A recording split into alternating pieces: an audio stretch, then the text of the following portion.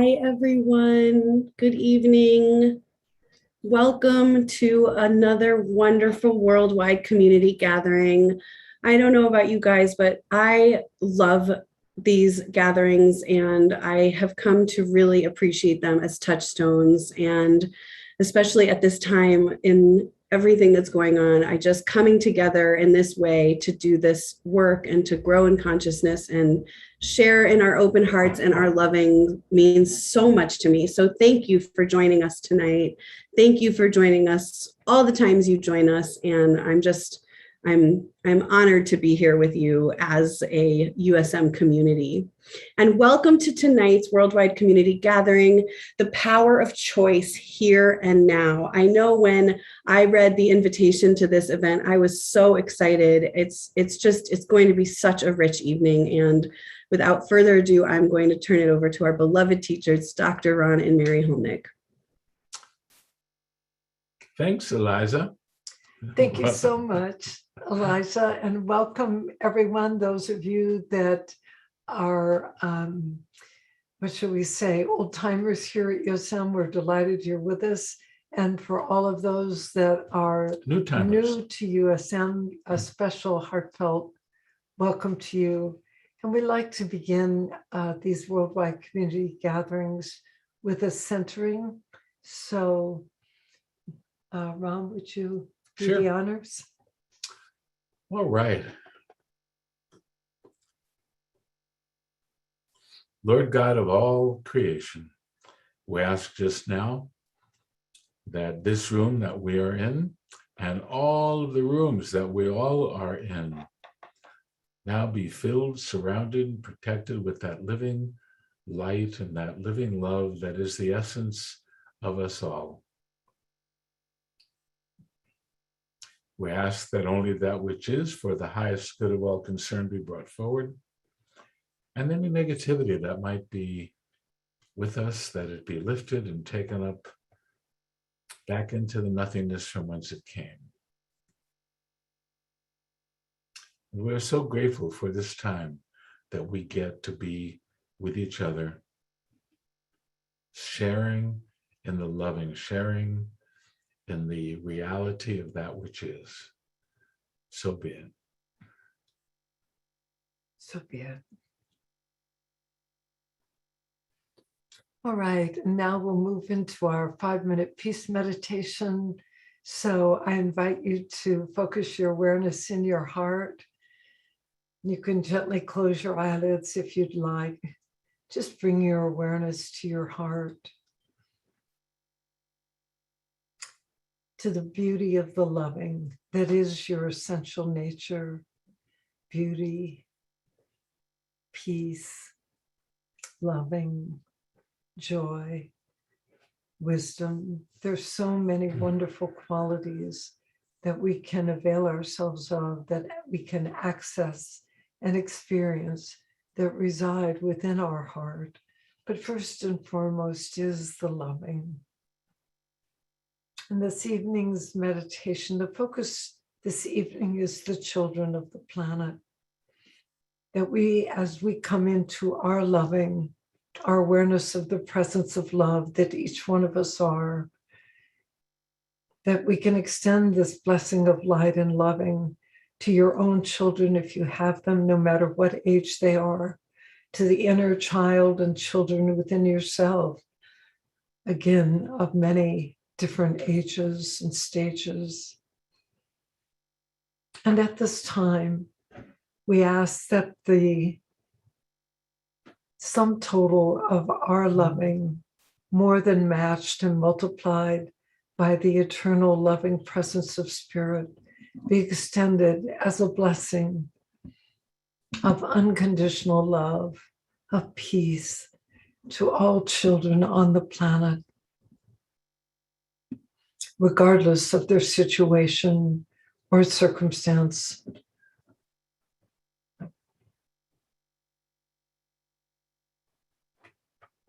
And we just envision each child being enfolded in a beautiful, radiant light. It may be purple light or rose-colored light, blue light, green light, just whatever comes forward for you.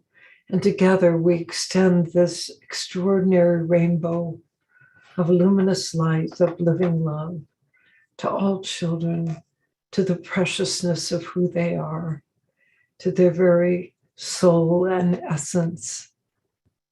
And we ask whatever can be lifted and cleared in accordance with each child's highest good, that be done. And we ask also for a special blessing of light and loving to go to the souls of the children that passed over in the Texas shooting today, these young children and one of their teachers. And we extend our love and light also to their families, their loved ones, to the community. And that somehow this blessing of loving may bring forward compassion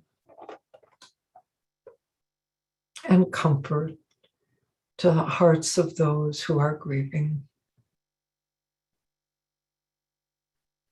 And as we gather this evening with our focus on the power of choice, we know the power of loving choices, and we also know the devastation, pain, and suffering that can occur when we experience ourselves as separate from our loving and we lose connection or awareness of the connection with the loving that is our very nature. And so tonight, part of our focus here is remembering, and strengthening our choosing muscles, that we can bring forward the strength of heart, the courage, the clarity of intention and purpose to make those small choices that are choices of loving kindness, of wisdom, of compassion, upliftment, that assist us in following our inner guidance, the higher purpose for which we took embodiment and we came to this planet. And once again, I just encourage you to envision this beautiful rainbow of light encompassing the planet and all humanity with a special blessing of unconditional loving to the hearts of the children and the child within each one of us. So be it. So be it.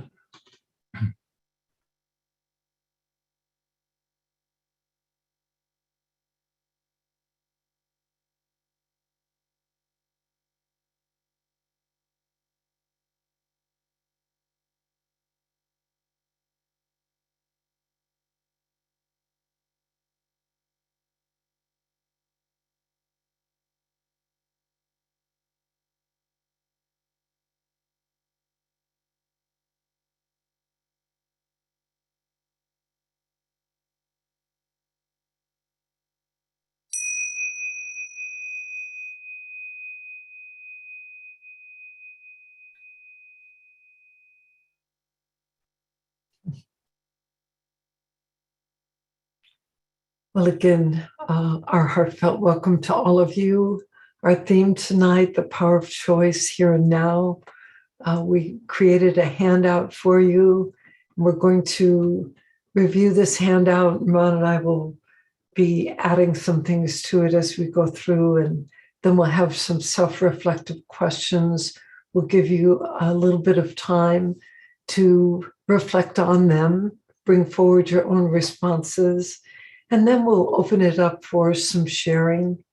And sharing is really one of the hallmarks of these worldwide community gatherings. It's a time when we can be here in the loving, that we can bring forward those things that matter most to us. And so shall we begin, Ron? Absolutely. By reviewing the handout. So the first quote here is from USM's founder, John Roger, When you choose those things that are positive in nature, you are choosing your soul. And I think that I love this quote. It's very simple. It's like we don't have to have some esoteric understanding of what it means to be loyal to our soul. We simply can come to the awareness that when we choose those things that are positive, we are choosing in harmony with our soul's essential nature. All right. So before we go into the handout, let's establish a framework that we're operating within, because it's different from the framework that most of us operate in. We have the illusion that we are going through time. It's the way most of us tend to think of things, like we're moving through time. But actually, if you think about it, really, that's not true. The truth is that we are all in the present, and time as we know it is going through here and now. That's a radical concept shift for most people, that now is reality and past and future is simply going through now. So, as it says on the handout, your choices determine where you are now, as well as your future. At times, you may experience navigating choices inside the duality of physical world reality, experiencing the ego's false narrative and chronic complaint that the world isn't devoting itself to making you happy. So there's that feeling of being victimized by life. All of us are called to consider a myriad of decisions daily. Your mind sorts these chocolate or vanilla choices into good or bad, right or wrong choices, mistakes, successes, failures. When seemingly bigger, more significant choices come along, you may experience being guided and inspired with natural knowing of the path ahead. The best or highest good choices seem apparent. And at other times, you may experience the push-pull of inner conflict, dilemma, penalties, which we think of as learning devices, excess baggage weighed down by recrimination, judgments of yourself, others, the world, and past choices. From within the spiritual context and awareness of Rumi's field, out beyond ideas of right doing and wrong doing, there is a field. I'll meet you there. You can discover and experience the freedom and authentic empowerment of unconditional loving, informing and guiding your choices. Remember, reality is now. There is no past. There is no future. We are living in an ongoing, eternal now. So your high self knows your life plan. Personally, I find that extremely reassuring. Learning the principles and practices of spiritual psychology, which is what USM is really all about, supports you in opening your spiritual eyes, the eyes of your heart, and learning to operate within the upgraded operating system of the spiritual context, aware that you are a divine being having and using a human experience in service to awakening. What are these life-changing principles and practices that support awakening into higher consciousness and in transcending the ego's operating system and in making soul-honoring choices?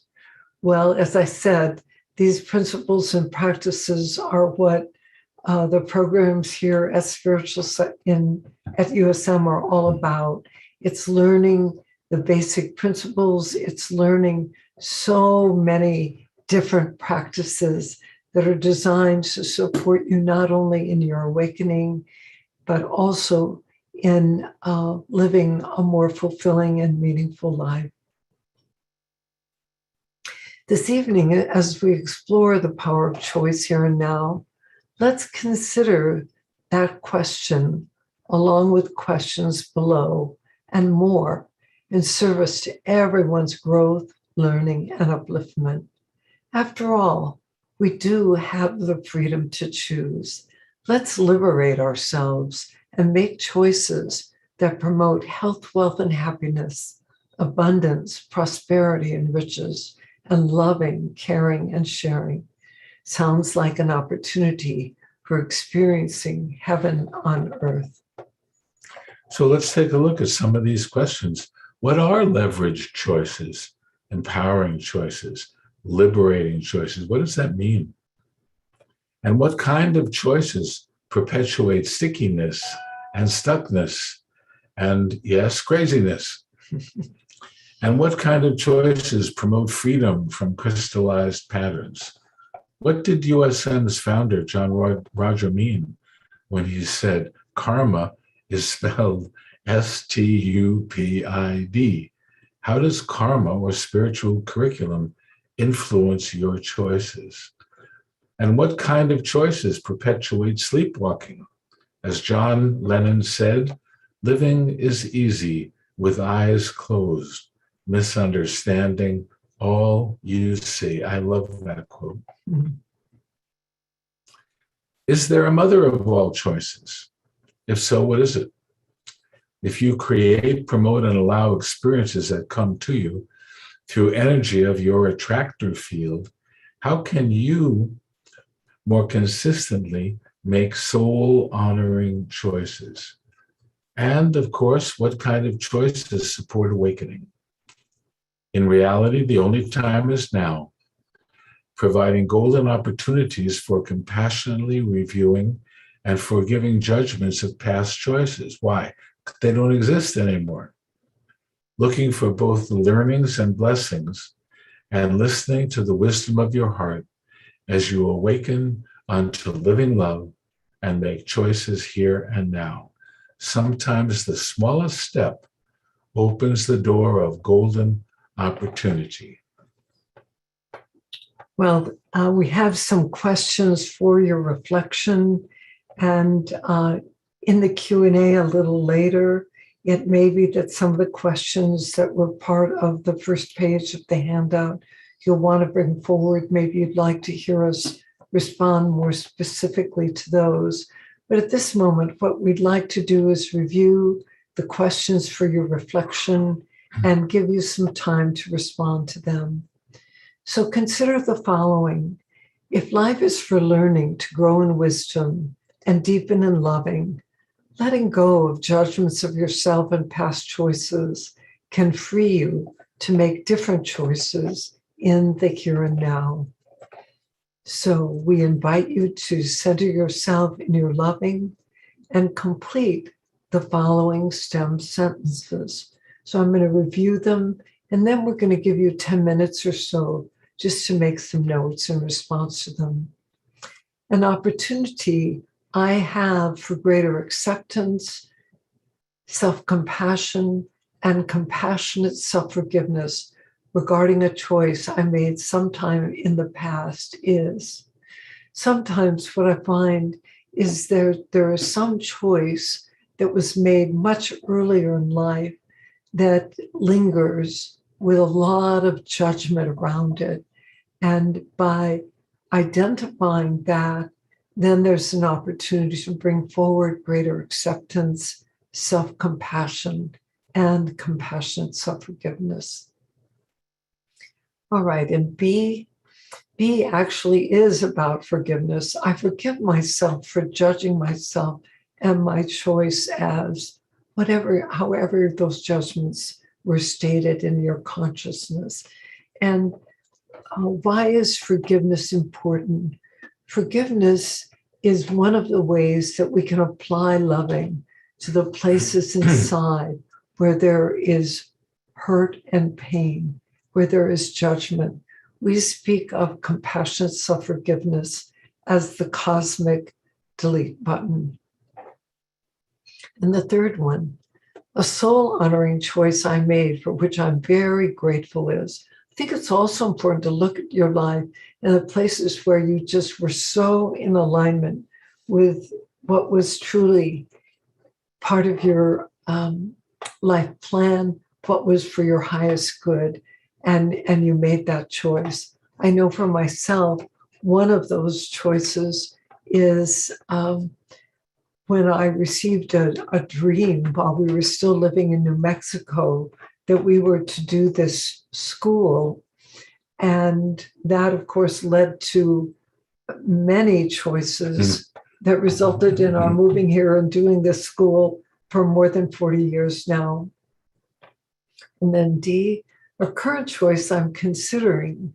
So it may be you're considering a choice having to do with a partner, with one of your children, with where you live, with your employment, the way you make your living, your path of service. We just encourage you to identify a current choice that you're considering.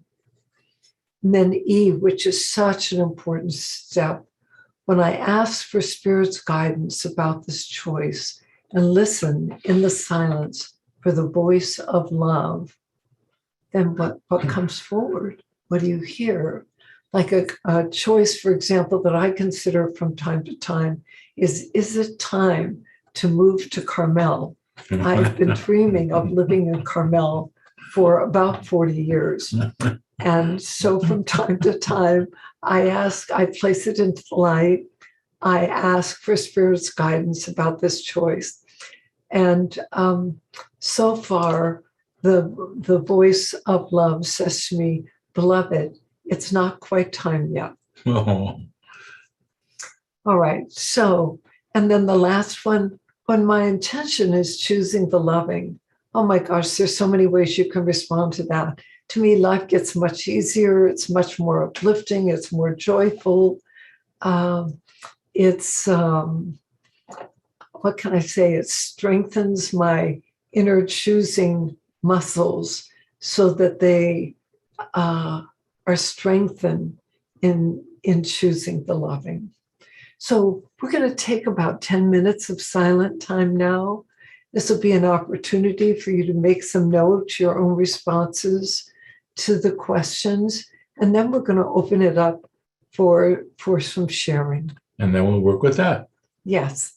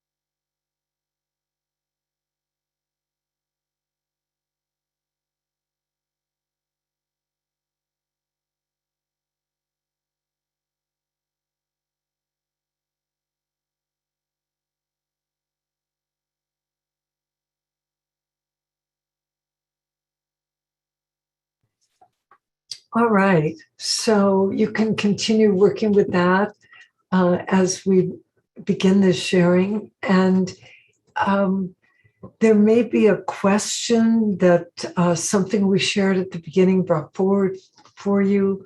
Maybe one of the questions that's actually on the handout you'd like us to amplify a bit.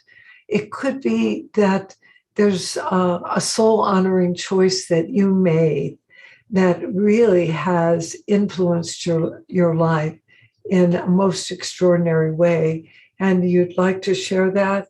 It may be you're aware there's a choice you made that you have quite a bit of judgment on, that you've been challenged to let go. That would be something you could share as well. So this is really opening sharing. We'll ask that you start with your name. We'd love to hear not only from current students and grads, but also from those of you that are new to USM. And we'll ask also that you go to the heart of what it is that you want to share, because that allows us to hear from quite a few people during the evening. All right, so, well, Johanna, let's start with you. Thank you. So wonderful to see you. You too. Likewise. And your handout is just glorious, just so meaningful and touching. Thank you both very much for this. I will go right to the heart. I have been having lots of opportunities with physical healing for about a year now. Yeah. And I've really chosen and been aware to bring a sense of embracing it, being grateful for it rather than trying to get rid of it, listening to what is the opportunity here for me to grow and learn. And that's very, very on point. I am aware that I still have opportunity for bringing a broader, more specific and practical understanding of the human experience, because my intentions continue to be, which are heartfelt and wonderful, continue to be the presence of love, to see past whatever frustrations may be meeting them, as I have extensive work that I'm doing of service for a friend. I won't go into that, which could be draining, but to do it with grace and ease and with surrender, to open my consciousness, myself always to the truth of my being and remembering who I am, and to see through all these things that we know and love and are the essence of human experience. And somehow I feel that there is still a wide berth of learning for embracing the humanness. Yes. Yes, I hear that, for somehow accepting the range of human experience. Yes. Including physical challenges. Are the challenges by way of an illness or injury or? Yes, several mysterious, undiagnosed, unresolved physical experiences. I've been to the Cleveland Clinic, which is like the Mayo Clinic, and they all scratch their heads and say, "You are a mystery. We don't know." And I go, "Oh, wonderful." And there is some progress. The head of the department said, "It's not a good thing when your doctor finds your case interesting. We find you very interesting." So, yes, there is this, to just briefly say, there is this accumulating of what's called pleural effusion. It's not liquid in the lungs, it's under the lungs, that compresses the lungs, makes it hard to breathe. They've had to drain this off 10 times, which is a lot, which is not a good thing. I have just it's sort of, I feel a little bit like, metaphorically, Job. There are these ankle, having trouble with balance, having trouble walking, just have this thing that is a thing. It's called sudden hearing loss. At the moment, up until this time, I have lost hearing in my left ear. So it just sort of, and the purpose for, what the meaningfulness, it's sort of like, okay, have we got your attention now? Are you going to really attend to your self-care and your human embodiment? Are you really going to put yourself not first above everybody else, but equal with everybody else. And how does that look? It really feels like a call to learn and grow more. And I'm really dedicating the listening, especially with the hearing thing. It's like my affirmation is I am listening for, and hearing Spirit's divine guidance. The hearing part, such an ironic metaphor. Well, I love that. And I'm encouraging you to add to it.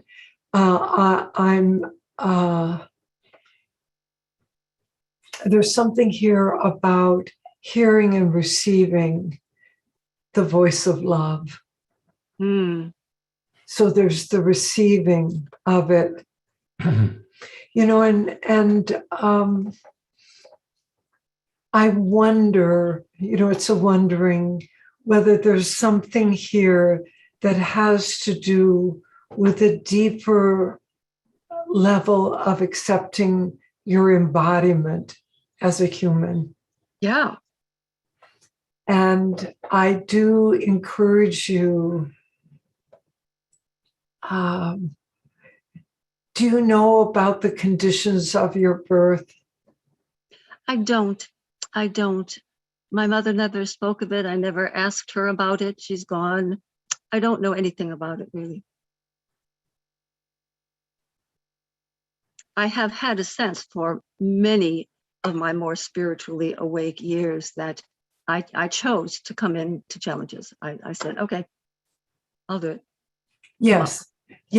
And at the same time, there's still opportunity for exquisite self-care, for nurturing, for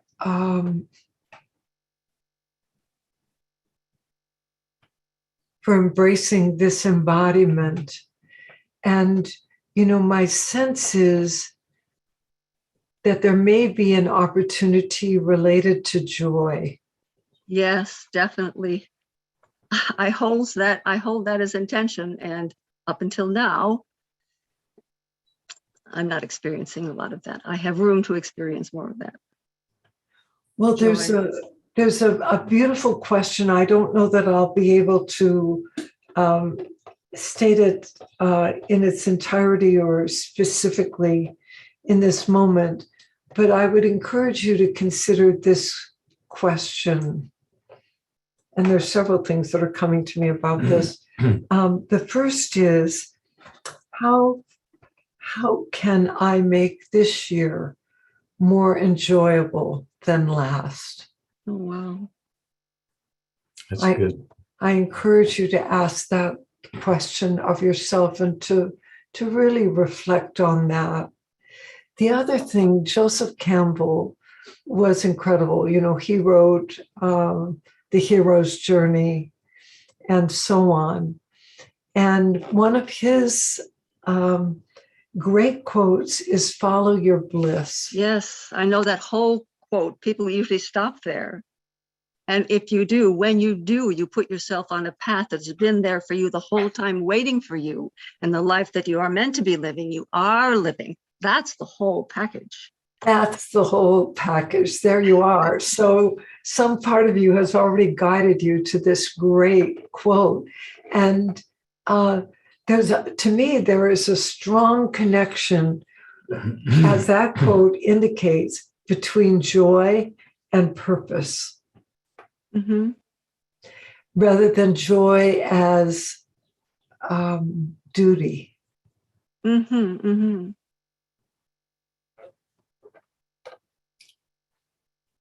And it's somehow it's also present to offer to you that your goodness is enough. Mm. I know you as so intelligent, so capable, and quite a doer. And you've done a great deal of service, beautiful service in your life. And my sense is that part of this time really is about service to self. Mm-hmm. Mm-hmm. not as duty or obligation, but as divine nurturing, the Yes. nurturance, the feminine nurturance of the feminine face of God, if you will. And may I reference other things that you've shared in the past? Absolutely. Of course. So I'm aware that there was challenge in your relationship with your mother. And my sense that there is just this exquisite opportunity for you to discover and experience the true essence of what mothering is as Yeah. it relates to you with you. You with you. And if you were to just say 2 or 3 words that would be for you, sort of what that soul essence of mother, the mother essence really is for you, what would they be? Well, I don't mean this is a spiritual bypass, but for the moment, is it all right if I go to grandmother? Because that's an open door. Yes, yes, by all means. Which That's are the two- mothering that's- qualities. Yes, because because grandmother is a powerful feminine archetype of unconditional loving. Yes, it is an enormous compassion, patience, nurturing, tenderness, gentleness, caring. Yeah, I feel it as I say that. Yes, lovely. And the energy comes through what you're saying. And my encouragement is to create an affirmation with all of those words, Joanna, having to do with how you are nurturing and caring for yourself with gentleness, tenderness, compassion, and the rest of what you said. Yes, beautiful. And so in saying that, I have to say that the term, I mean, not the archetype, but the term mother and father is blank to me. It's not all the negative, painful work through all that. It's being grateful to them for serving the role that they did, for the many things they gave me and taught me. And so it's so out of the negative numbers. It's kind of at 0. It's not positive numbers. Yeah. It's just kind of blank. Yeah. And I think that there's an opportunity to. I totally wholeheartedly agree with what you just said.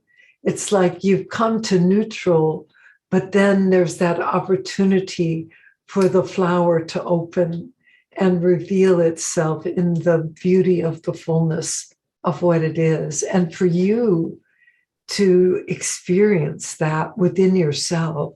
Mm-hmm, mm-hmm.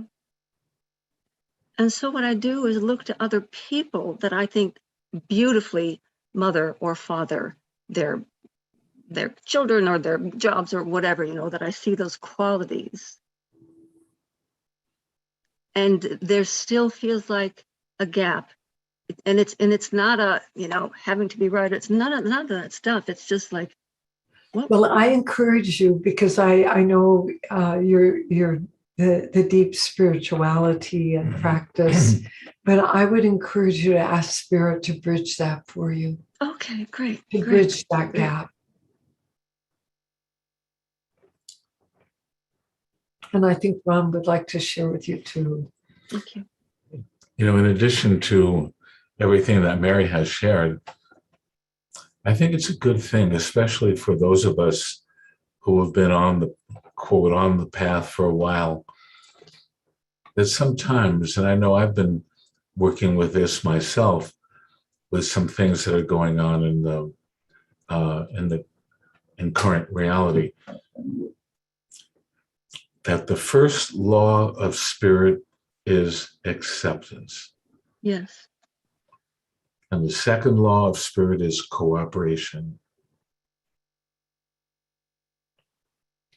That means cooperating with what is. Mm-hmm.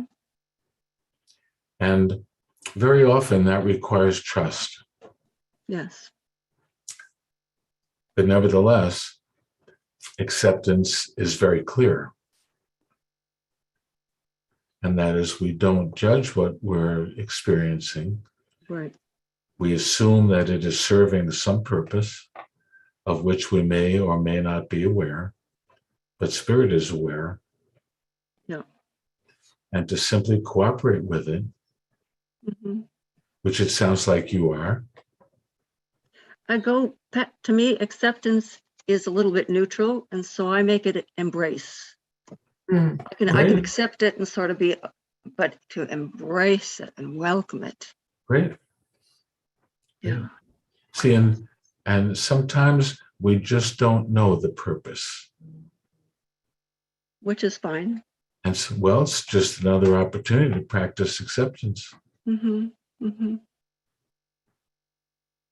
And I encourage you, I loved when you said the word embrace, to affirm, I embrace my life and I embrace the breath of life. I embrace my human experience. Well, it's different to say, I embrace the breath of life. Okay. I embrace life. Because there's something here with fully receiving the breath. Yeah. And it is about the condition breath. that you're working with. Yeah. Yeah. So does this give you some things you can work with? It does. And I'm going to just lay down that cloak of feeling that I need to know more about something or No, other. you don't. Because I don't. You don't. I just don't. No, you don't. And I do encourage you in that heartfelt prayer, asking Spirit to bridge the piece that has been missing. Yes. In terms of the experience of the essence of mothering. Yes. And to make that beautiful affirmation of all those qualities that you are experiencing, receiving, expressing them. Yes, wonderful, wonderful. Thank you so much for your sharing. Oh, God. Thank you both. Thank you. Thank you. Love to you. All right. So let's see here. Brady?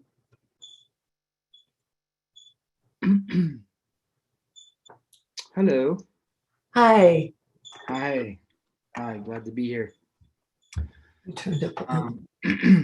Yeah, I come to you guys for the first time, already holding your work in deep reverence, based on the man that introduced me to it. Apparently he was one of the graduates with Eliza, which is kind of cool.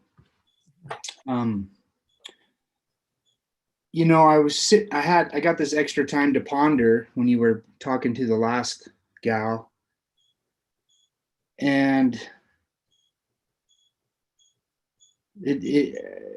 what I originally wrote was not acting soon or often enough on inspired thought. Mm. And then I chunked it down to being so hard on myself. Mm-hmm. And as I got a chance to contemplate that a little bit longer while you assisted the last gal, I kept trying to see if that was really what I wanted to work on. And it just didn't go away. It just stayed there. And that's what it is. It's being so hard on myself, not acting on inspired thought. I've done a lot of work around patience, acceptance, forgiveness, self-forgiveness. There's something still there. What does that look like? There's something? No, the being hard on yourself.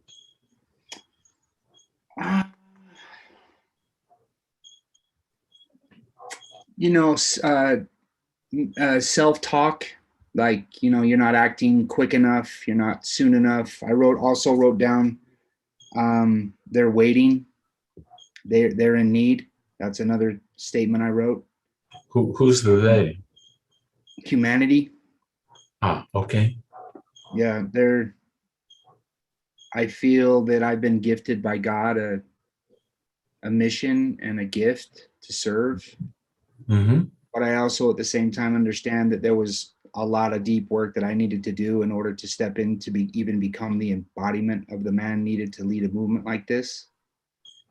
And I've been really doing a lot of work around that. So I feel good about that, honestly. Mhm. But yet I find myself like when I go visit other or go to other people's trainings or retreats or events, I find myself toiling between what I'm experiencing as I watch them. Is it judgment or is it observation? And as I dove into that a little bit deeper, something came through for me that was related to it's neither. It's just you judging yourself because you're the one who should be up there teaching. What are you waiting for? You know, what are you waiting for? What are you doing? And then See I go that back. Go ahead. that judgment will keep you from what you're seeking. Ah, You know, see this is one of these things that we all have to work with, and that is to get really, really, really clear that when you start doing the work, one of the first things you have to let go of is the notion that you are doing the work. mm, mm. Can I just add something to that? Sure, go ahead. There's an incredible quote by Wayne Dyer. It's like, do you want to be held hostage by the ego or be an instrument of the divine? Do you want to be held hostage by the ego or be an instrument of the divine? And I hear that you aspire to be an instrument of the divine. That's my impression. But that for whatever reason, you're being held hostage by the ego, the part that has unrelenting standards of perfection, that's very judgmental, that has a lot of shoulds about how you should be and what you should have achieved by now, what you should be doing. And part of what I would encourage you in is really a relatively simple practice. It's like inside, you can listen to radio station K-Ego, which is very judgmental, tends to be blaming, tends to be extremely rigid, have a lot of shoulds and judgments. Or you can listen to K-Love, which really is the voice of your inner knowing, your high self, your heart, spirit, whatever it is that you wish, how you wish to identify it.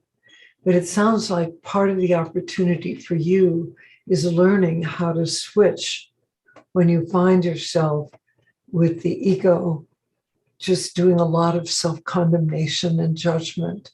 And what we find is that the most powerful tool for that process is compassionate self-forgiveness.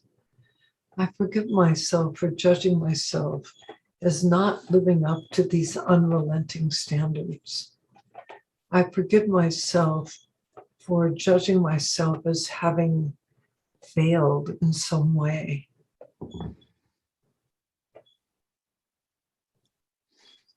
What comes forward for you, Brady?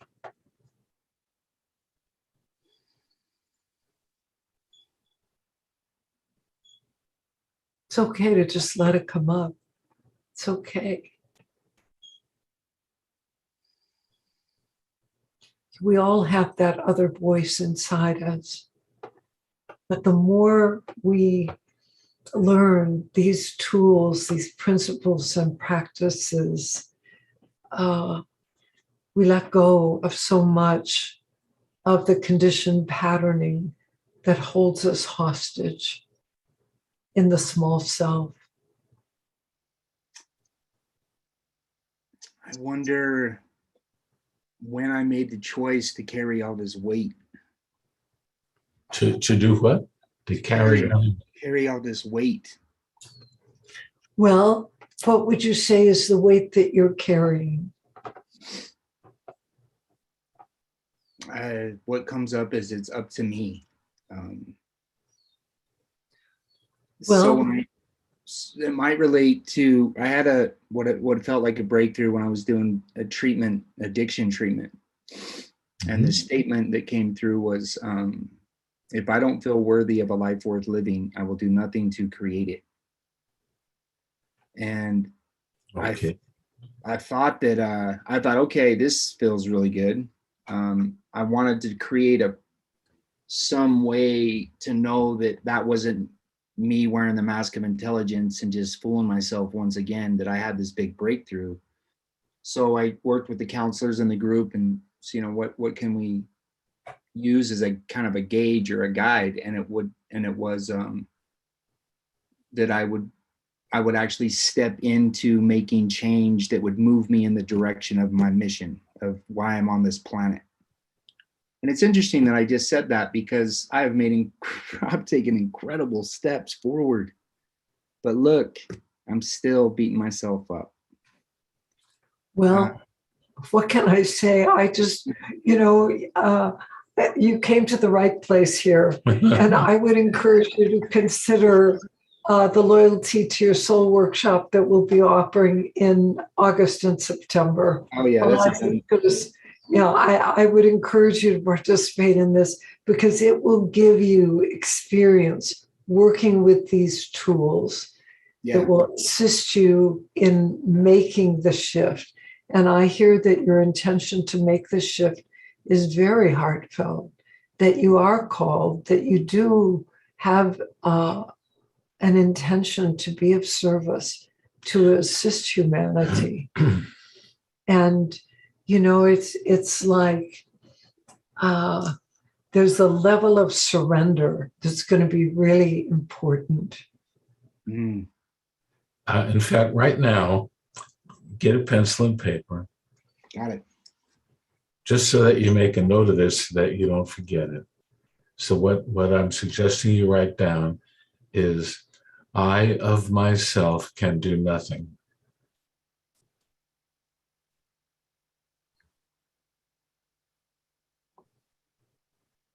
Mm-hmm. It's the Father working through me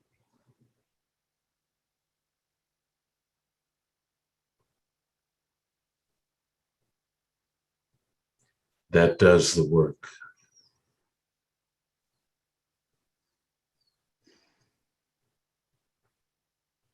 I'll give you an example.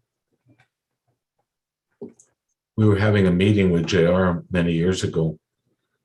And at the meeting, I said to him, JR, I had this dream that you were giving a talk at a stadium to thousands of people. And then when you were done, I was waiting outside, and you came to me, and you came over to me, and you handed me this book. And the book was called Loyalties. And he just looked at me and he said, that wasn't a dream. And that was what prompted us to write Loyalty to Your Soul. Yeah, I read that. You tell that story in the book, right? I don't know. I don't remember. I love that. Yeah. That's amazing. Yeah, I've had those experiences. When God does speak through me, I usually don't remember what I said. That's right. Yeah. But see, you don't have to. Yeah, and that brings me peace. Yeah, if it's important, it'll come back again. Yes, exactly. And I've told myself that many times, because I used to be the journaler, the note taker. When I'd go to an event, I'd so busy writing notes that I didn't even hear what was said. Mm-hmm. Yeah. And I got to this place where I just started going, you know what? If I'm meant to remember it, I'll remember it. And then there's always a little thing that really hits my heart, and I'll want to jot that down. But I was able to become much more present, and especially when I started doing that with my son in our relationship. He's provides me the biggest mirror in my life, and that's always fun. I'll tell you one practice that you can start to do. That when I started to do this, it started to I started to get a lot of good results. And that is, I would get a thought, like something, whoa, this is worth this. I'd immediately write it down. Or as soon as I could. I started carrying a little book in my pocket. In fact, it's a little thing like this. Mm-hmm. And it was just for note taking, because when those things came in, what I realized, here's my book. What I realized was that if I didn't write it down, I'd forget it very quickly.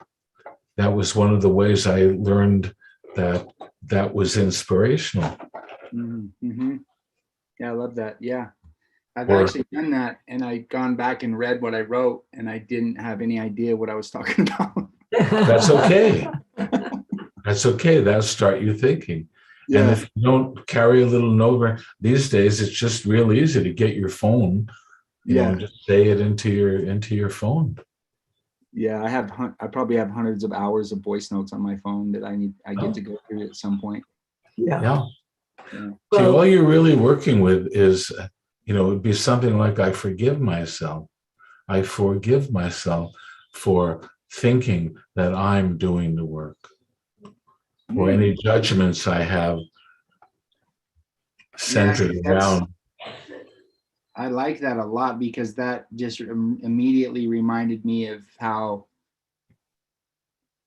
the ego has been running the show. That's right. And I do believe the ego has its place and its purpose, but It does. with this work, it feels definitely, yeah. Yeah. What's that? It does? Yeah, It the ego definitely- is the servant. It's not a good master, but it's a great servant. Right. Yeah. Yeah. I love it. Thank you. You bet. Well, we thank you for your sharing and welcome to USM. You betcha. Thank you so much. Yeah, I will be in that class in August. Beautiful. Beautiful. Okay, Stephanie. Let's do Gretchen. Mhm. Hi. Hi. Much for everything. I guess my question has to do with motherhood and goals and giving things up to spirit. And I guess for me, where I am in my life right now, I'm like my question for myself is, do I want to be a mother, and what am I willing to do to get it? Because I'm not in a relationship, and I have clear ideas of what it is that I want to experience in a family, and the kind of environment that I would want to raise a child in if I had one. And a lot of that feels like it's just out of my control. And it's also like, if I'm like, how much do I do to know that if it doesn't happen, then it was just not meant to be, versus me being passive in my life? That's a great question. That is a great question.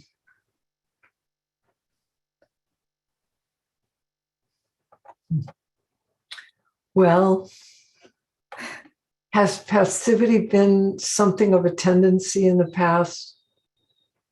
Yeah. So let's, if you're willing, what has passivity done for you?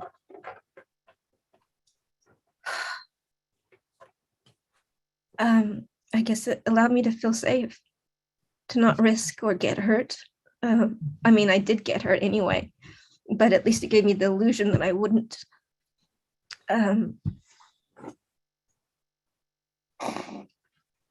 guess it's also not risking. And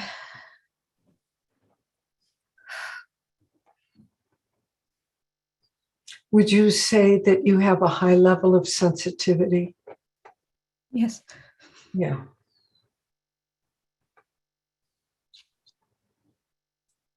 And I think I'm also very idealistic. Mhm. There's a part of me that just doesn't want to settle with this vision that I have inside. And I feel like sometimes I don't know if I'm being realistic or not, but I know when my heart's engaged, I'm in that acceptance or that flow. It doesn't have to look perfect. It's just that I want that full engagement of my soul and my spirit.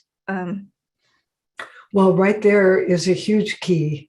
What you just said is a beautiful key, because it sounds like when your heart is open and you're fully engaged, that you're in a flow, and then it sounds like some of the idealism and all of that falls away, at least to some degree. Is that accurate? Yes, yes. So maybe, uh, you know, my encouragement to you is that this is about living wholeheartedly.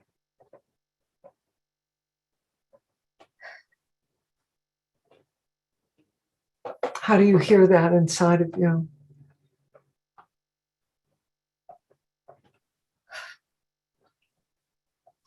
I think it's about being present with what shows up, expressing fully, being open, following the energy, trusting myself. Well, there's a recipe for moving forward with motherhood. Do you want a life partner? Yes. Yes. Okay. So life partner, marriage and motherhood. Yeah. Yeah. Part of my vision is I want that partnership. I think it's important for children to grow up with both parents. Yes. Yes. I encourage you. I just encourage you, because part of this, to me, the key is wholehearted, that you come forward with an intention to live wholeheartedly, to live all in, to be willing to be authentic, to be vulnerable, to be transparent, rather than the mask of the false self and the passivity. Yeah. It's a willingness to be seen too. Yes, yes, the willingness to be seen in the allness of who you are, your humanity and the glorious divinity, the beautiful soul essence qualities that are part of who you are.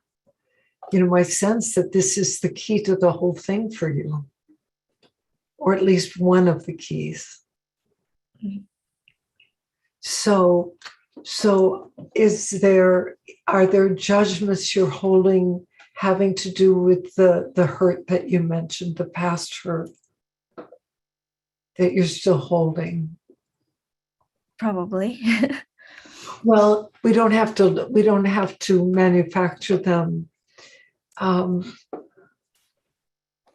mean, was your question about why I was passive before? Yes.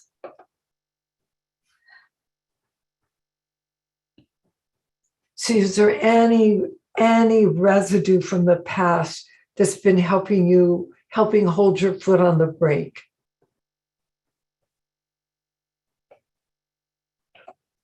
I mean, I'm scared. I can feel that. Well, that's a big choice. Well, but you know what? It's like,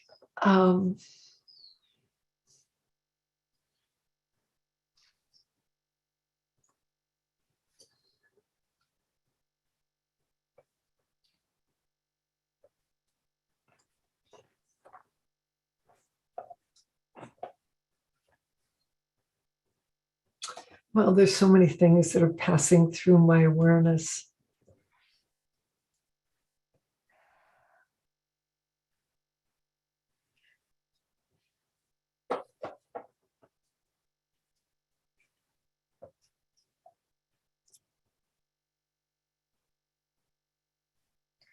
The thing that's coming forward here is whether there's something intergenerational here that you have awareness of, that is also part of what has held you into the being reserved, being more passive, the hesitancy or reluctance to really come forward in the wholeheartedness of who you are. Yeah, there's a lot of perfectionism in the family, having to do things perfectly and correct the first time, or it was a shoulda, coulda, woulda result. It was kind of like if I didn't get the end result, then I somehow did something wrong. Like I was, if I had done things right, then it would have just manifested. There was a lot of rigidity around things like that, rather than just living and being free and learning, and stumbling is part of, and not being perfect is part of the learning process.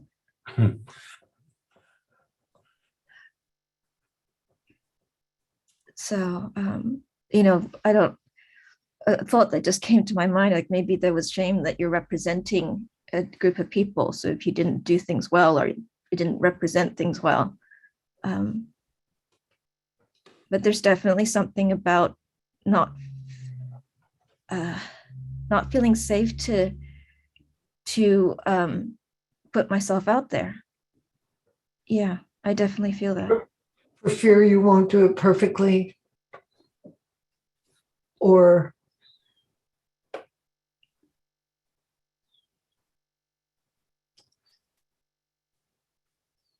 I don't know. I feel I definitely feel that hesitation and the holding back. Whether I can put my finger on exactly what it is, I don't know. well, the impression that comes to me is there's something perhaps about being seen.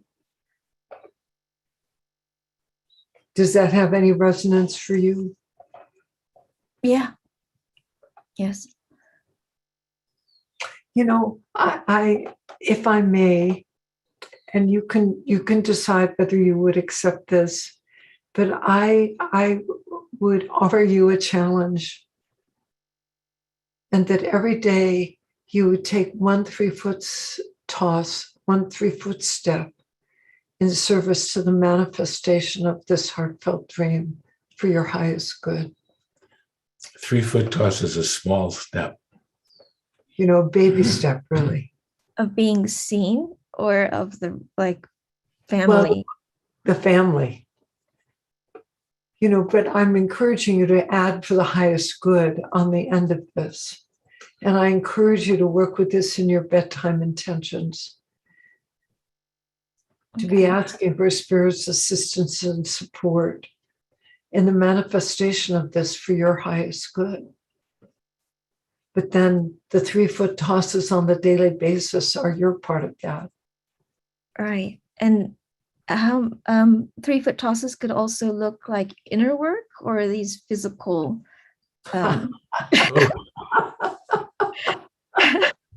You want to make sure you do your 3-foot tosses right. Well, but I'm going to say to you, outer. Okay. And obviously, you know how important I feel the inner work is. And that this, and what I'm suggesting does not preclude you from doing the inner work. Right. But I can also sense that there might be a part of you that would find it comfortable. Right, definitely. Yeah. And I'm encouraging you. So what could be a 3-foot toss? Starting up a conversation with a man in the line at Starbucks or Erewhon or wherever. Right. That would be one. Yeah. Where do you live? In Santa Barbara. Yeah. Santa Barbara. Okay, I'm just asking you so that anybody else who's watching this will know where to find you. And I just encourage you, you know, you're a beautiful young woman. You're just lovely, and you're conscious, And I just encourage you to, it's like these little baby steps will help you gain confidence and a willingness to be seen and a willingness to show up wholeheartedly and a willingness to have clear yeses and clear nos. Right. And a willingness to, for there to be a space for you to have your experience and to learn through your experience. Right. You know, there's a part of me that just feels like a fool, I guess, when I think about just approaching people and talking to them. You know, people that I'm attracted to. And I guess it's part of the risk taking and putting myself out there. See, what have you got to lose? Really? Nothing of that's valuable. It just maybe. That's right. That's right. Yeah. I have something for you to write down. Okay. Because this is going to go very contrary to the way you were brought up from what you said. Okay. Mhm. Spiritual principle. You can't do anything wrong.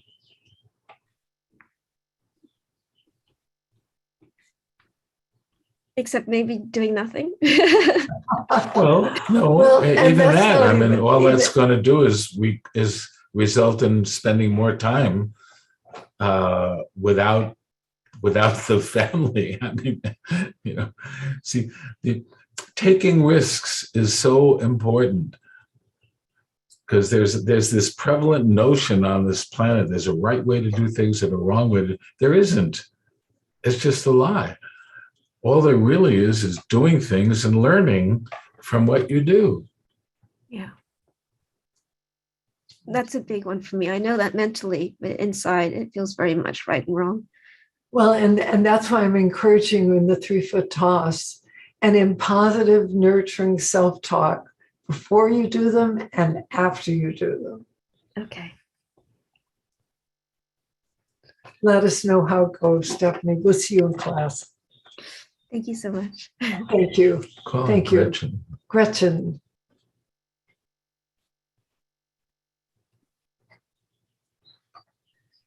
Hi, Ron and Mary. Hi. Susan. Oh, I've missed No. seeing you both. And I've missed this energy field.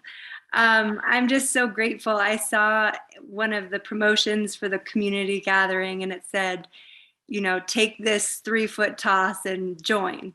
And and I did. And I feel like just the handout and the energy field has just created a different resonance in me where I feel like I'm more connected to what's true. And so I wanted to share a self-honoring choice that I've made in the past, which I'm very grateful for. And I want to share it to sort of remind myself that I can do this. Mhm.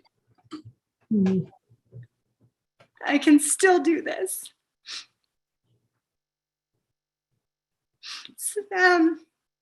So the self-honoring choice was, at a very early age, I wanted to become an Olympian. And I followed my heart. And I didn't know how I was going to do it, what sport, I didn't even care. But I followed my heart and it took me to that place. And that girl was so free and trusting and courageous. Mhm. And I can really relate to everything that you just talked with the last share about taking risk. Because I've had so much, I like the word that you use, past residue, like so much pain from these past 7 years. And it's felt like a bit of like a pummeling. And I can see just from being here tonight,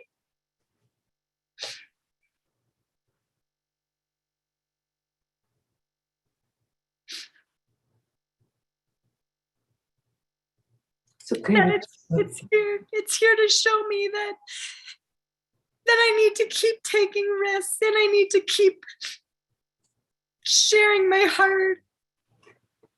It's not a reason to stop. No. It feels I've been sort of stuck in the pummel of it, it's not safe, I'm not safe, it's not okay, I'm not that person anymore, it's not okay to take risks because now there's so much to lose. I was young then and I didn't have anything to lose, and I was just going by the seat of my pants. I was in the eternal now then. Yeah. And I see that the eternal now is always available to me. Mm-hmm. And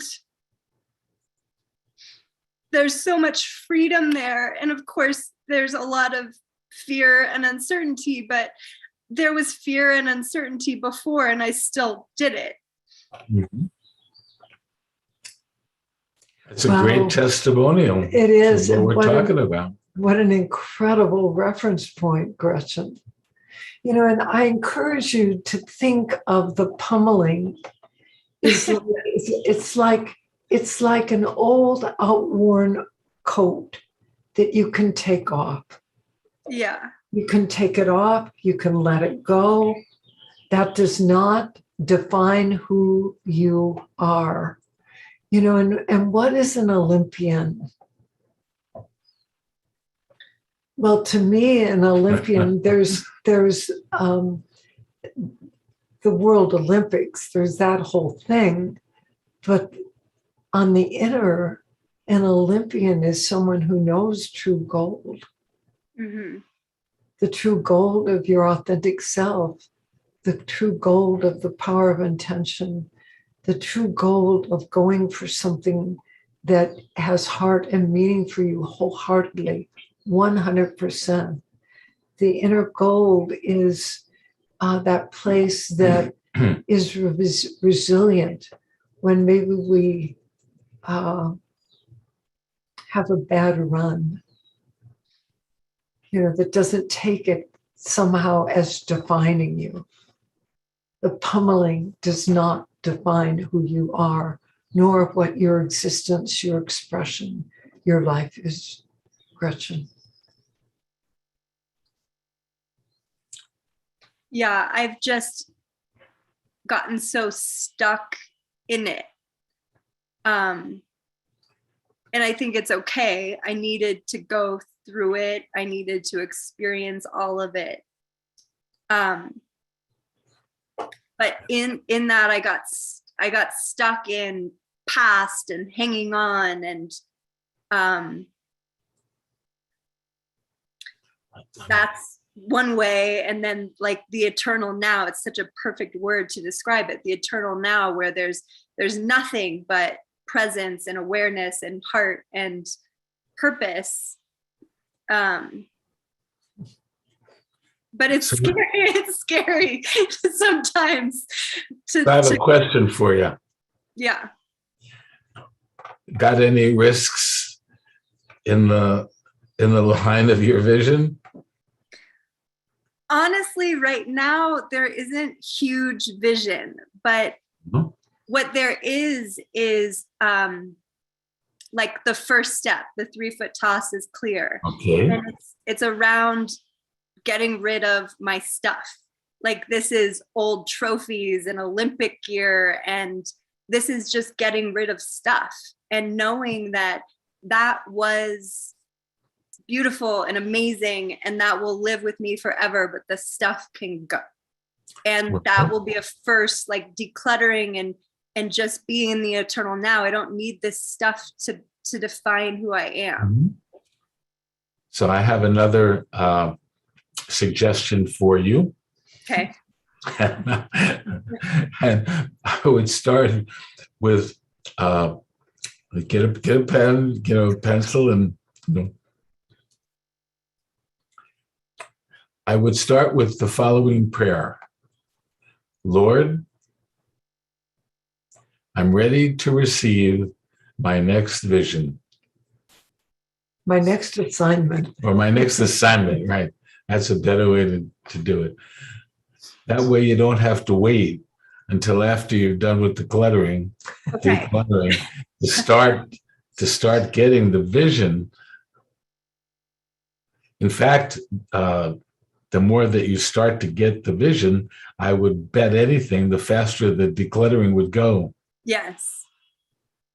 And I applaud you that you identified the need, you recognize the need to let go of things that tied you to the past and tied you to a certain identification. You'll always be an Olympian, always. You know, and it's like you're playing in another level of that now. You're going into God's Olympics. Yes, please. Anything else, Gretchen? No, thank you both so much. Thank You you. bet. Thank you. Wonderful to see you. All right. So let's see here. Ariel Ray.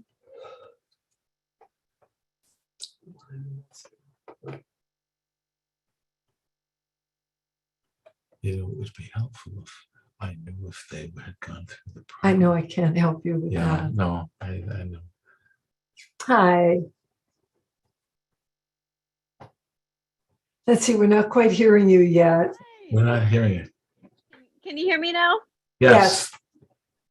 Hey. Oh, wow. I didn't expect you to pick me. I'm so excited you did. Thank you. It goes along with having your hand raised. Well, bless you. I'm so excited. Wow, where to start? First of all, it's so nice to be in your guys' presence. It really makes my heart just jump for joy, and I thank you. So a lot has been coming up for me recently, and I wanted to ask kind of for guidance and about so I went through a lot of part of my journey through USM and why I needed to go to USM was these it's like I was going after these previous wounds, and it was like I just wanted them to all be finally healed, and a lot of them did get healed during my USM experience. But then I would say one of the core ones hadn't been all the way addressed, or I've dealt with it in various levels, and it feels like it's been coming back. I don't know if I should be so blunt as to say what the thing is. Biscuit. I encourage Okay. you because it's actually the way that we can address. Yeah. Okay, so there was I was raped of my virginity, which was my core wound that I had this story of my life before that was taken from me, and then after. And I know USM doesn't talk about being a victim, but in that case, I definitely was a victim by definition. And I went through a lot of ways to just get over it, but had the opportunity to. Recently, what happened was a friend of mine had it happen to her, and in something in the mama bearness of me defending her and telling her that didn't have to define her, and in explaining everything from the inside out to my friend, I ended up kind of sending a text to the place that this guy was working, the original rapist. And I essentially like kind of let them know that he was the reason I don't go to their events was because of this guy. And I guess what's I didn't intentionally, it wasn't intentional, like I want to open up this. See,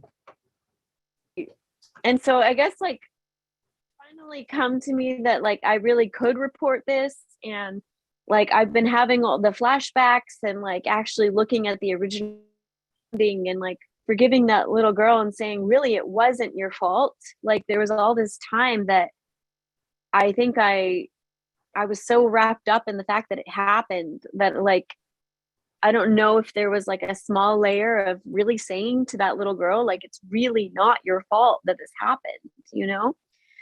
But I guess what's been coming up is like there is the opportunity if I wanted to like try to press charges of this guy and like really really go further in that level of like taking care of it from that, like pinning it on the ground of like saying this isn't going to happen forward, this isn't going to happen again, taking my power back. But I don't know if that's where the healing is, like if it It's not.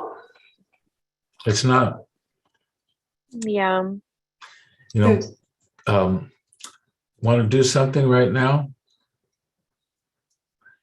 So if I asked you, could you go inside and connect up with that little girl that you're talking about?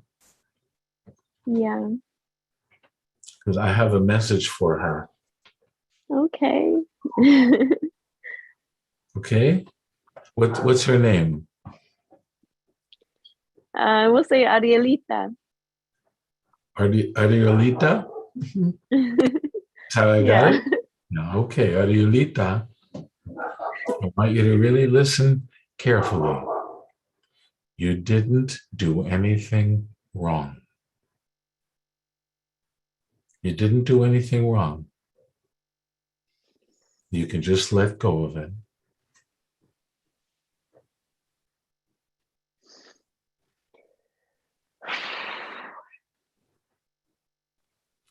You're fine just the way you are. You didn't do anything wrong. So just let it go. And I forgive myself for ever buying into the misunderstanding or misbelief or judgment that I did anything wrong. It's okay. It's all right. Yeah. Just let it come up. Yeah. You can let it go.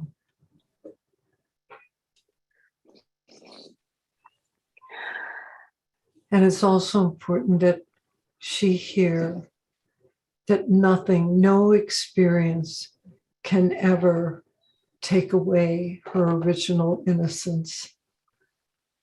Yeah. That's intact. Yeah.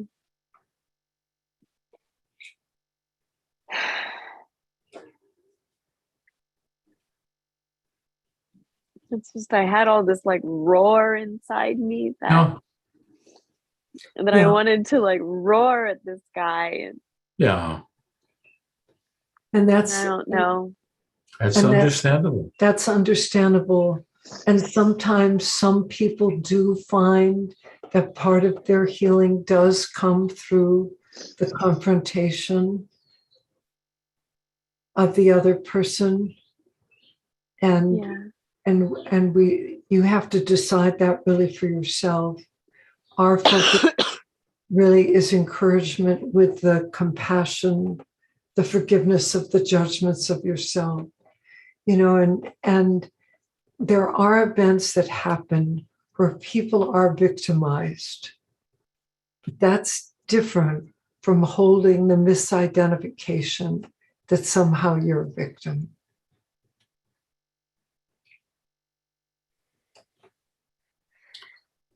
Yeah.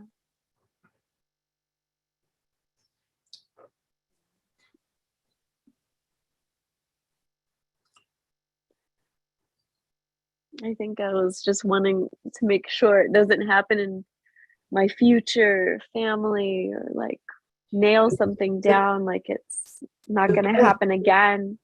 The best way to assure that as much as you can is to do the inner work, To let it go. to let it go, so you're not holding it inside of you, because the unresolved material within our consciousness is the attractor field that brings experience to us.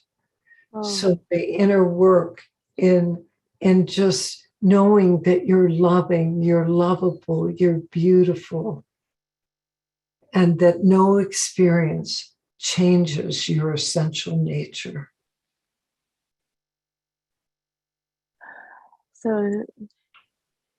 so if I love myself enough, it kind of like jumbles up that message that was No, the no, no, no, misidentification.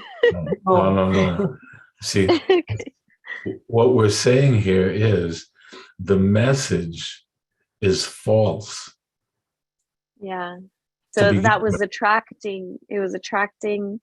We don't know what the karma was, what the lessons were that resulted in that action. See, all we know is in spirit, everything is for one purpose and one purpose only, and that is for learning and for letting go of any illusions of negativity, that we are anything less than divine beings having and using a human experience for the purpose of awakening.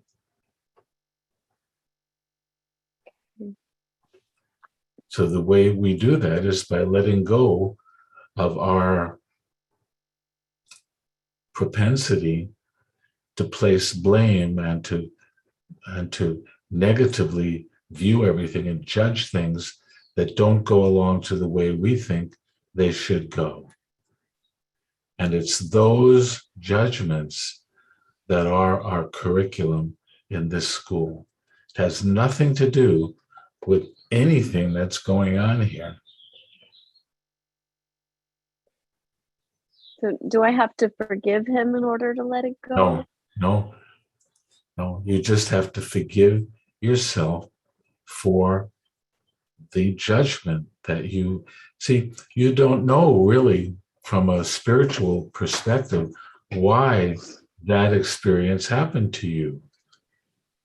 It could be a remembrance from who knows how many lifetimes ago that you decided to work out and let go of once and for all in this lifetime. But in order to let go of an experience, you had to have the experience so you would have the opportunity to let it go, to let the judgment go. Through self-compassion and self-forgiveness. I mean, that's the way the school operates. And you know the tool of freeform writing, yes, Ariel? Yeah. I encourage you to use it, to express the anger, the resentment, the hurt, the pain, the judgments, and I encourage at the end of freeform writing to do compassionate self-forgiveness for any judgments. That came up. Yeah. Yeah. So, no, we love and support you and we encourage you. Thank you. Thank you guys so much. Love and blessings to you. Love and blessings to you. All right. So, should we do one more, Eliza? Well, let's see how long it takes. Yeah, but Eliza has some things to share too this evening. So you do at least one more. All right. Okay. So let's see here. Jennifer Bird.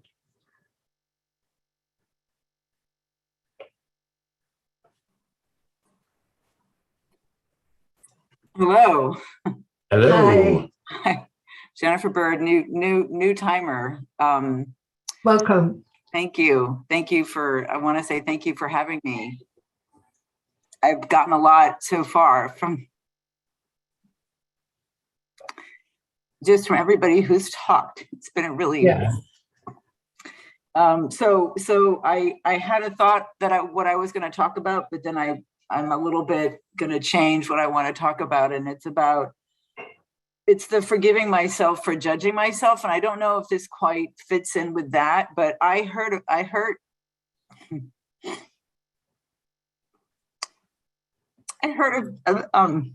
very dear friend recently, and her father passed away, and I didn't respond in a way that she had wanted me to. And I know that I was withholding my love and affection from her and I don't know you all, and I don't want this to sound bad.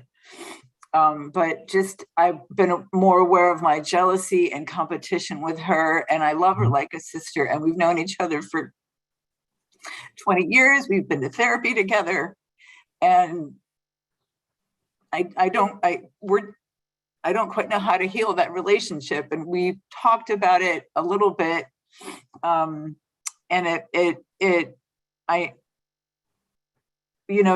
we're all talking about staying in the unknown, and we don't know what it's going to look like, and but I'm more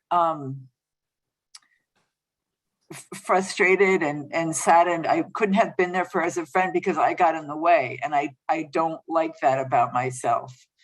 I feel like I'm better than that, and Well, but I mean, I appreciate everything you're saying, and I appreciate what you acknowledged about the jealousy and competition.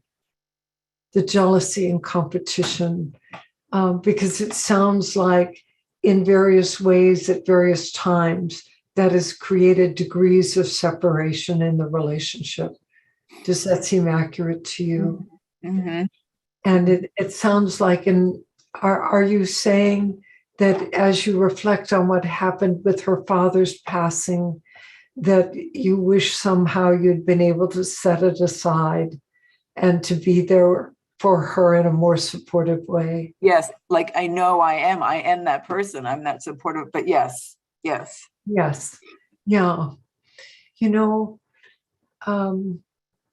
I mentioned the tool of freeform writing in the previous sharing, and I'll just share what the essence of that is, and it may be something that you can use. And that would be to take a piece of paper. First of all, you want to make sure that you won't be interrupted, probably light a candle, do some kind of prayer or invocation, centering before you begin.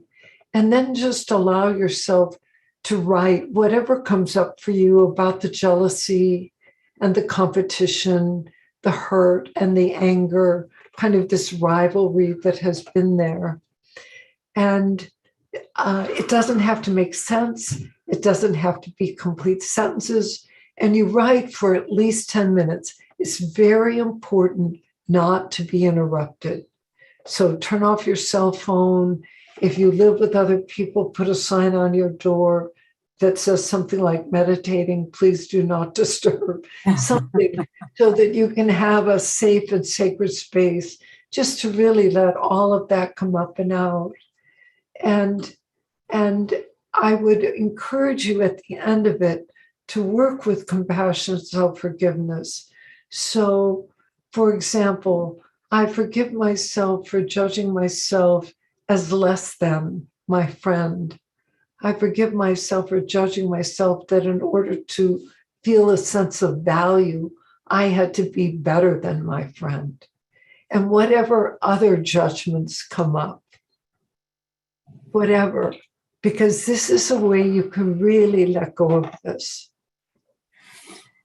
Okay. And it may take more than one time. Yeah. Do you have a copy of either one of our books, Remembering the Light Within? I no, but no, but I'm sure I can. Well, I would recommend you get one. It doesn't matter whether it's loyalty to your soul. I just happen to have this one here now. Oh, the other one's down here.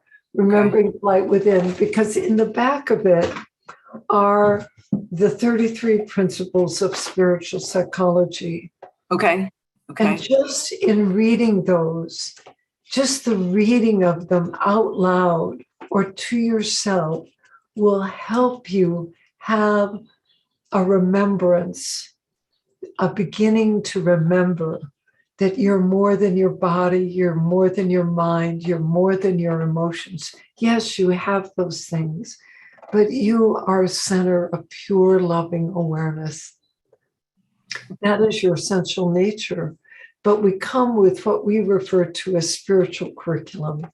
We come with certain patterns that we take them on in order to learn and grow through them in this lifetime.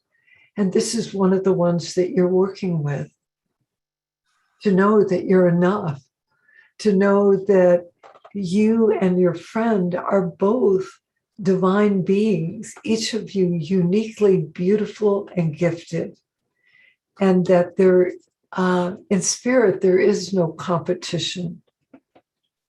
Wow. Wow. Okay. I do know that competition was a survival method in my family growing up. Yes. Yes. It's rearing its. I thought I don't know what I thought, but it's really, yes, it's coming to a front. Yes. And that is understandable. These dynamics do get played out in our family of origin. And sometimes, I don't know if this was true in your family, but sometimes in a family, it can feel like there's a scarcity of love or a scarcity of recognition or a scarcity of certain kinds of rewards. And so people compete for them. And that's how they get to know that I'm lovable, that I'm special, that I matter, that I'm important. But the thing of it is, you already are all of that in your essential self at the loving level. You do matter. You are enough. You are worthy. You are beautiful. You are gifted. Okay. It'll take. It's hard to take that in, but I hear that, in my head. Well, one day it will resonate in your heart. Yes. It will resonate in your heart as a knowing. It will.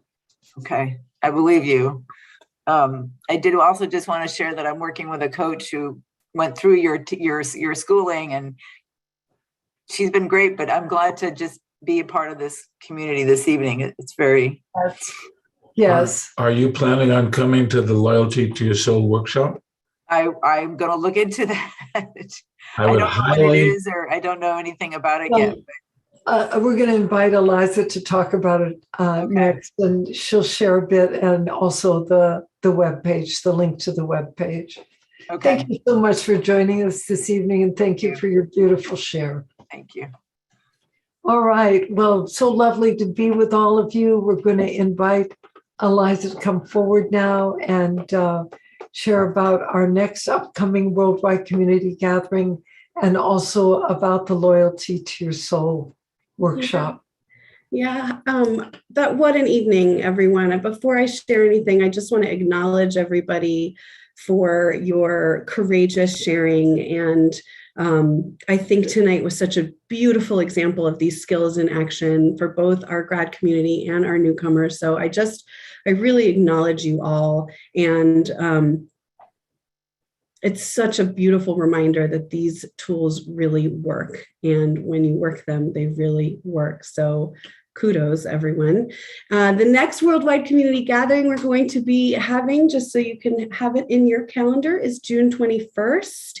And speaking about these skills working when you use them, it's come up several times tonight. We do have the wonderful Loyalty to Your Soul workshop coming back for the first time since 2019. It's been refined and up-leveled, and it is now a 2-weekend workshop, which is so exciting. We're going to share a little audio clip with you from a man who participated in this workshop in 2019, so you can have a little bit more of a sense of what we're talking about. This is a clip from the recent newsletter, which you're going to see right now, and we're going to share that audio, and then I'll be back to share all the information about it. So see you in a couple minutes.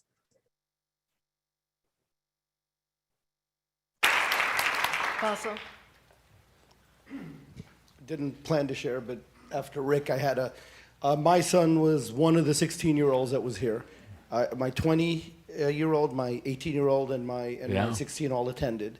Yeah. And they got back Sunday night. I didn't see them Sunday night. I went to work Monday. And I was getting texts from my youngest son, my 16-year-old, all day, Dad, when are you getting home? When are you getting home? And I didn't understand what it was about. Soon as I walked in, he hugged me, said, I love you, I forgive you, and I forgive myself. And I don't know, I don't know what it was about. I don't know what it was about, but I mean, the communication with the kids has just remarkably changed. Vulnerability, not being victims. I mean, I don't know how you guys did it in one weekend, but it was just remarkable. Just remarkable. Beautiful. Thank you. Thank you.